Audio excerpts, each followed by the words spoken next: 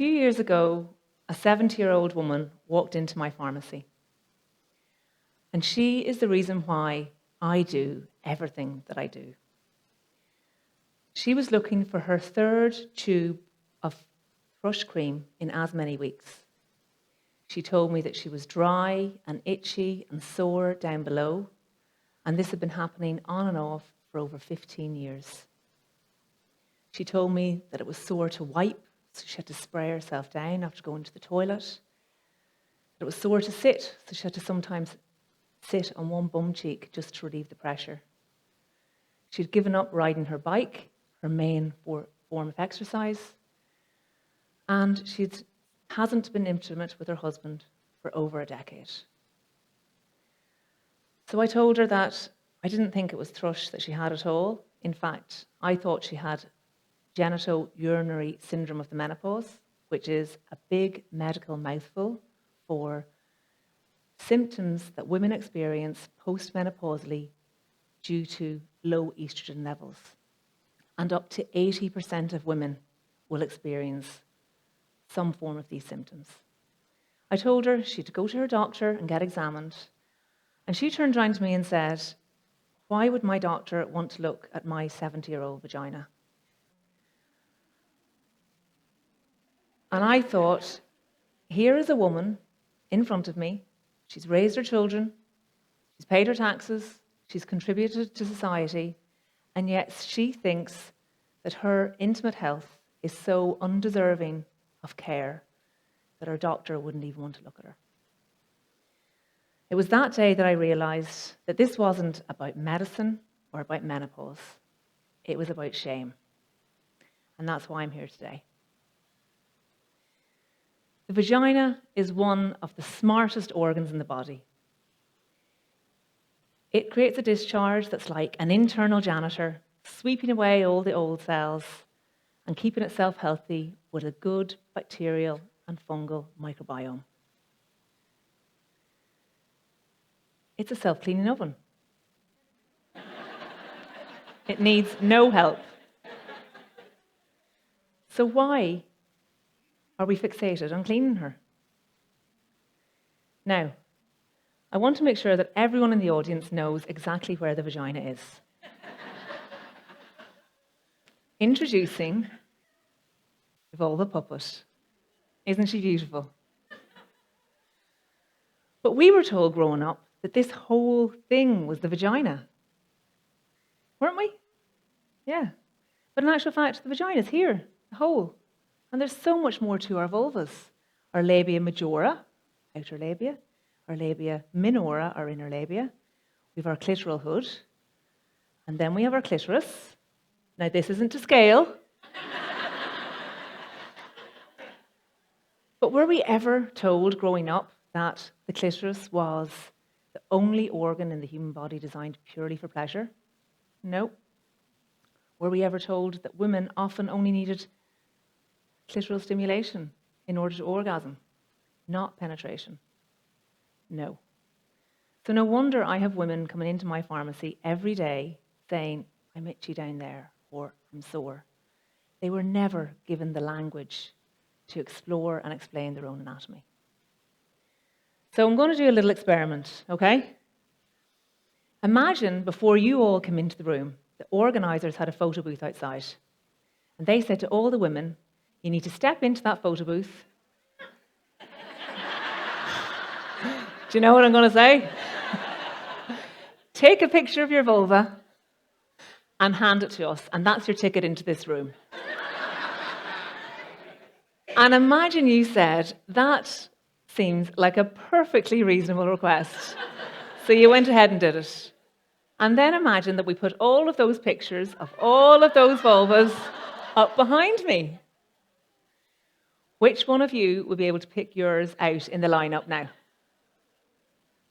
Now, there's always one smug cow in the audience. Where is she today?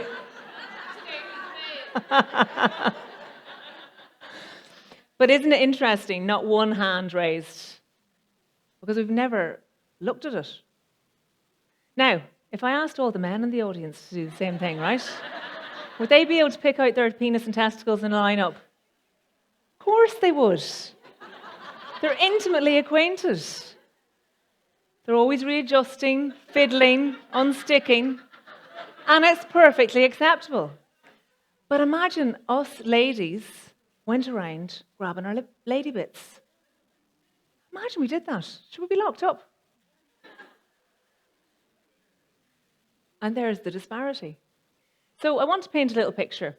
Michael and Michelle are both 6, right? They're running around the garden. Michael whips off his trousers. He's playing willy copter with himself, delighted with life. All the adults are looking on going, we just look at Michael there now. Sure, isn't he a gas man there, always fiddling with himself? Little Michelle does the same, whips off the trousers, is curious about her body. What is Michelle told? Stop that. That's dirty. Pull up your pants.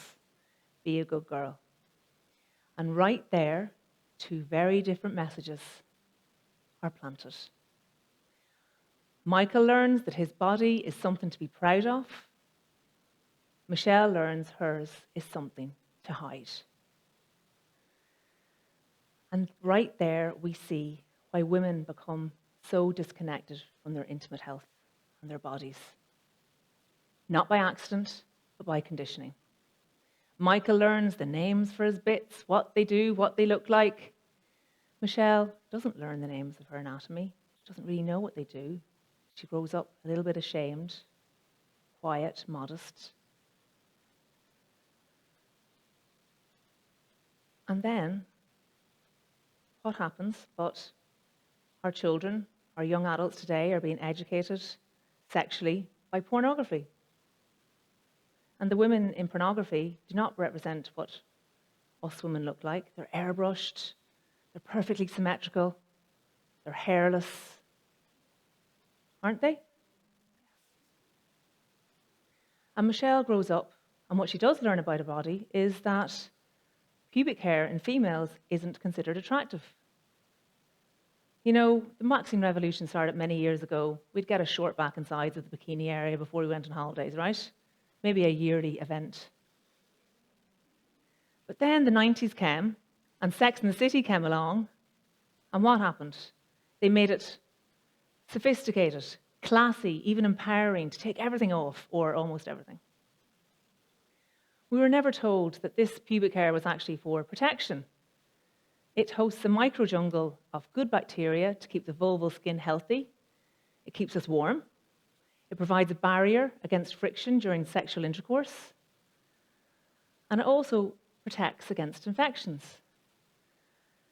So what happens when we raise it all off? Well, we get rid of that microjungle of bacteria, the things that's keeping us healthy. It's like chopping down the Amazon rainforest and getting rid of all the little animals. And then what's another side effect of this removal of pubic hair? Well, we see everything. We see the asymmetry. We see where one lip is longer than another lip, and we think that we need to fix it. Because our young people are growing up, and porn is the way they see women. So when women today look down at themselves and they don't see symmetry, they think they're abnormal, they think they're unattractive, and they think they're broken. It's shame overlaid with porn, which is a confusing and impossible standard. And our boys are growing up on the same diet of images, and they think women in their natural state with hair are somehow abnormal or unclean. Now, our vaginas are, as I said, self-cleaning ovens. And they have a microflora of bacteria and fungi that keeps them balanced and beautiful. And overwashing and over-scrubbing with those, and douching with those feminine hygiene washes, what does that do? It causes irritation, it causes dermatitis of the vulval area, and it can cause flare-ups of infections like thrush and bacterial vaginosis. Now, I've never heard of a product called Willy Fresh, have you?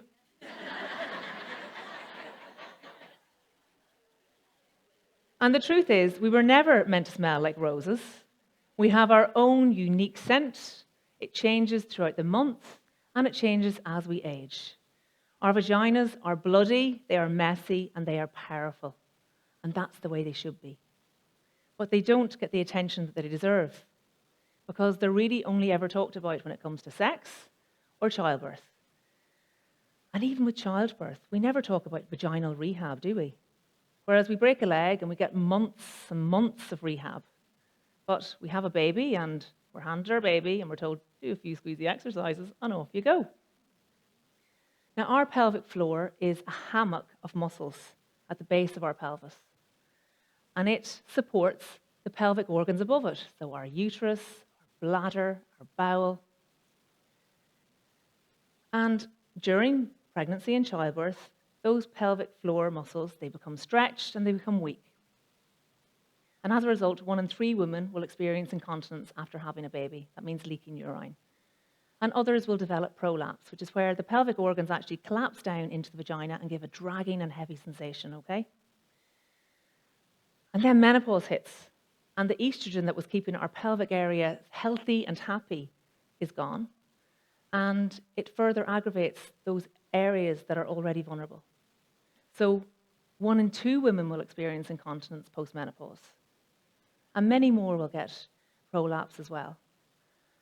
And this isn't just women that have babies. This is women across the board that are postmenopausal. So it happens everyone. It can happen everyone. Across the world, millions and millions of women suffer regularly from UTIs. They're urinary tract infections, recurrent UTIs. They live in a constant state of pain and discomfort, and they get antibiotic after antibiotic. But antibiotics don't cure low vaginal estrogen. And these women are our mothers, there are grannies, there are aunties, and one day they'll be ourselves. So we owe it to ourselves and to them to advocate for proper, intimate health care as being part of overall female health care. Because a regular course of vaginal estrogen can negate these factors. Now, do you remember that 70-year-old woman that came into my pharmacy? The one who told me, why would my doctor want to look at my 70-year-old vagina? Well, I told her, it's probably not on your doctor's Tinder profile that he likes looking at 70-year-old vaginas, okay? But it's definitely within his job remit. So off she went. She got her long overdue prescription for vaginal estrogen. Within 3 weeks, she was back sitting comfortably and wiping comfortably. Within 3 months, she was back riding her bike. And within 4 months, she was back, as we say, riding her husband.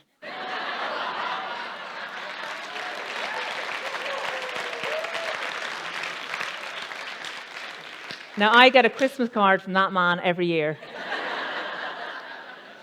But that woman did have genital urinary syndrome of the menopause, which does affect up to 80% of women. And many of the symptoms that I've described, many women will go through in some way, shape, or form. So dry vagina, soreness, itchiness, sexual dysfunction. No wonder there's sexual dysfunction. It's sore to have sex. Incontinence, prolapse, regular urinary tract infections. Our clitorises can even shrink. That very organ designed for pleasure. Can you imagine if men's penises were shrinking? It would be a national emergency. There would be research, funding, and care, and deservedly so. But women's clitorises, nothing. And that's the disparity, and that's why we need to have this conversation.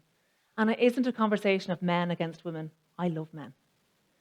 And men love us, and they want to support us, and they want to understand our bodies too. They can help us along. They have mothers, they have wives, they have daughters. They're part of this conversation. The thing about it is that if women are uncomfortable and sore, and if they're leaking, if they think that the only option is to wear thick pads all the time to soak up those leaks, if they've got prolapse and they're uncomfortable and they can't exercise, it affects their quality of life. They stop moving. They stop exercising. That affects their physical health, their mental health, their cognitive health, their emotional health, their self-confidence. And there are things that women can do to really help themselves. There's vaginal estrogen. It's cheap, it's effective, it works. It's all over the place. We just need to educate women. There's pelvic floor rehab that people can do. There's pessary rings like this one.